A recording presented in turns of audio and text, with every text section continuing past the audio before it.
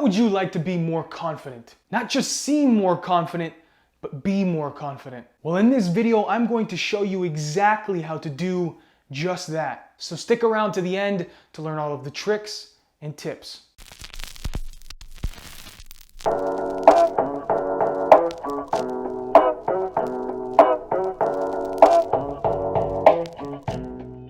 Body language is a funny thing. Not only does it show others how you feel, but it can also alter your state of mind. Simply by putting yourself into more confident body patterns, you will begin to feel more confident. So, let's get to it. To start, eye contact is very important in portraying your confidence. Well, I gotta tell you, I'd be very, very careful who you talk to about that. I spoke about this in the body language of eyes, which you can find here. 60 to 70% eye contact is optimal. Anything under that will show that you're not as confident in yourself. And anything over that can make the other person feel a little uncomfortable. Next, directly facing the person that you're speaking to shows confidence.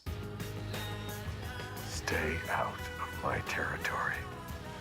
If your body is facing away from the other person, it can indicate timidness or at least a sense of, I don't necessarily want to talk to you. And this can be very important because someone who is confident opens their body to the world. They have nothing to be afraid of. So stand direct. Onward, your feet should be shoulder width apart.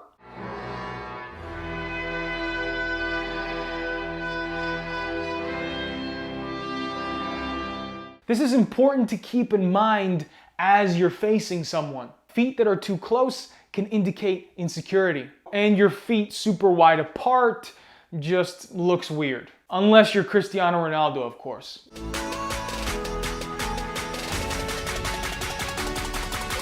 The next thing to point out is your head position. It should be confidently held level. Except this time he's got to get with the team. Don, you can either honor your contract or walk out that door with nothing and start selling insurance. I don't have a contract. Too low shows less confidence, and too high can seem a bit arrogant. And that's an important distinction to make here. Arrogance and confidence are two very different things. An arrogant person will go out of their way to try to seem confident, and it'll come off as not being genuine. That's why it can be so off-putting. And many times that arrogance then turns into aggression towards other people. A confident person, on the other hand, doesn't have to try hard to show that they feel good about themselves. It comes across subtly. They're not interested in trying to dominate every interaction and trying to seem so incredible, but rather surprisingly, they tend to be more laid back. Because why should they try hard? They're confident and they know it. Why do they need to go out of their way to overly portray it? It's somewhat counterintuitive if you think about it. But look at it this way. Picture a lion in the wild. He's calm, hanging out, eating, sleeping, and having sex. And every once in a while he may need to roar, but not often. He has no need to walk around like he's all tough. All of the other lions already know that he's the boss, and he knows it too. So there's no point in him trying to push himself onto others. That is true confidence, a calm and self-assured state. It's truly an art. So remember that as we continue here and as you begin to apply these things into your life. Next, do not rush your speech. If you listen and learn, you will win basketball games.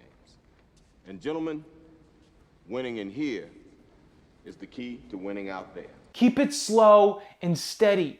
Only those who feel more timid will tend to rush what they say. A confident person takes their time and makes people listen. Another one here, confident smiling is key. So what does that mean? It means smiling sparingly and not overdoing it. Objection. Leading the witness. Wow, Hannah, you're really wearing that dress like you're doing it a favor. Oh, God. That's a line. Don't keep a constant smile on your face, but rather use it in those moments where it's best. This one is a little more nuanced, but the point is to keep it in moderation. Leaders tend to smile less. Just remember that. Similar concept here, a confident person is able to laugh and have a good time. Someone will slap you. It might be me. Studies have shown that people who are more confident tend to be happier. So again, that doesn't mean laughing non-stop, but when you do hear a funny joke, you're not afraid to let it out and really laugh. You're open to the world. Next up, we'll talk about crossed arms and hands in your pockets. Many will say that both of these signs show insecurity, but there are ways to utilize these and still portray confidence. I covered this in the body language of arms video here. When someone has hands in their pockets with their thumbs hanging out, it shows confidence. But beneath the clothes, we find a man. And beneath the man, we find his nucleus. It's like they're pointing to their junk. And when someone has their arms crossed with their thumbs pointed up towards them, it also shows confidence. You know, I think it's changed a lot. I really do. I've seen some real progress. Definitely had some holdouts. People that went kicking and screaming into 2015, but yes, I think they deserve it. Like, hey, look at me. I think I'm pretty cool. The issue with these two body positions is that many times we do it to hide ourselves from the world. Our hands are a very intimate part of our body. That's how we feel the world around us. However, sometimes it just feels comfortable to put your hands in your pockets or cross your arms. So keep that in mind. Next up, hands on the hips is a clear indicator of confidence. Possibly. But something brought that truck halfway across the galaxy. And that something might be down on that planet. It's a simple one here that most people know. Next, slow movement is key.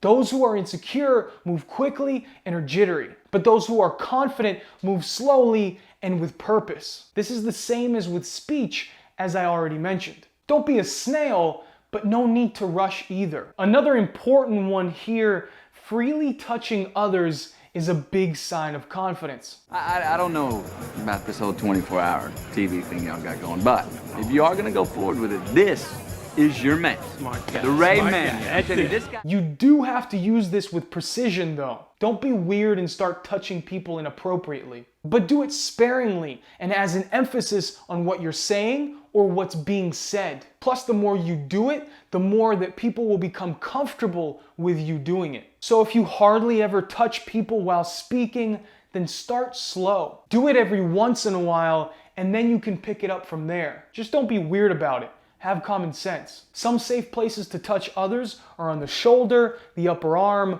or on the back. And do it quickly, maybe a second or two. Don't linger. In addition, when you do touch with your whole hand, specifically with your palm. Just touching with your fingers will show timidness and can backfire. Moving on, a firm handshake will do you wonders. We appreciate your help. Thank you.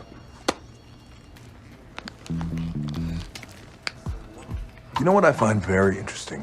It shows that you feel good and that you value yourself. This is crucial in interviews or when meeting potential business contacts. Don't do the fish thing, please. Onward, take up space when sitting. Put your arms out. Put them across the couch pillow if there is one. Patrick, thanks so much for looking after Courtney. Dorcia, how impressive. How on earth did you get a reservation there? Lucky, I guess. Sit with your legs at least shoulder width apart. This is for both men and women. And additionally for men, feel free to spread your legs out even wider. You want to go to a nice restaurant with me? You hungry? Hey, I'll go eat a horse. Okay, they're going to cook you a horse. It might be a little weird for women. I don't know. At least I think so. Sit back comfortably. And if you're at a table, let's say at a bar, and it's getting crowded, maintain your space as people begin to come closer. Don't close yourself up, but at the same time, don't be over the top about it. Give the other people some room. This is the same thing when sitting with others. Make sure your legs aren't completely closed up. So much of being confident truly is an art. You can't overdo it.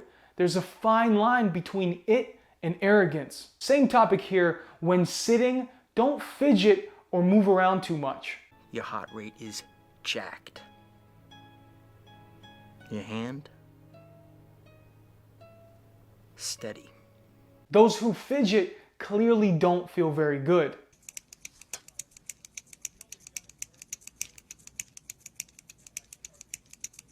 Now there's a difference between fidgeting and using your hands and your body to gesticulate like I obviously do a lot of the time. Fidgeting is unintentional, whereas moving your hands to make a point has a purpose. Now, when walking, look forward with your chest up. I ran away, but you don't have to worry.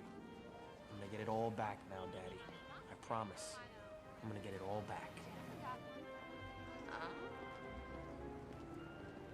Don't overdo how you hold your chest, but keep it relatively high. And it's okay to look down every now and then while you're walking. Again, don't be one of those people who gets caught trying to act confident. Be comfortable about it. That's at the core of being confident. And finally, this last one can be taken with a grain of salt.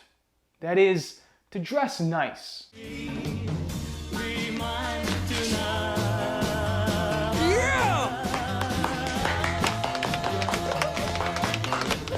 Generally speaking, when you look good, you feel good. Though I will point out that there are plenty of confident people out there who don't dress the best, but they clearly feel confident about themselves. And that's it, my friends. There was a ton of info in there, so take it one or two at a time. Just remember that as you begin to implement these, that confidence is all about being comfortable with yourself. It's not about trying to push yourself onto other people. It's about you just being you wholeheartedly. It's an art and it takes time to perfect. So if you enjoyed this video, hit the like and subscribe button, ring that notification bell, and as always, improve your body, improve your mind, improve the world.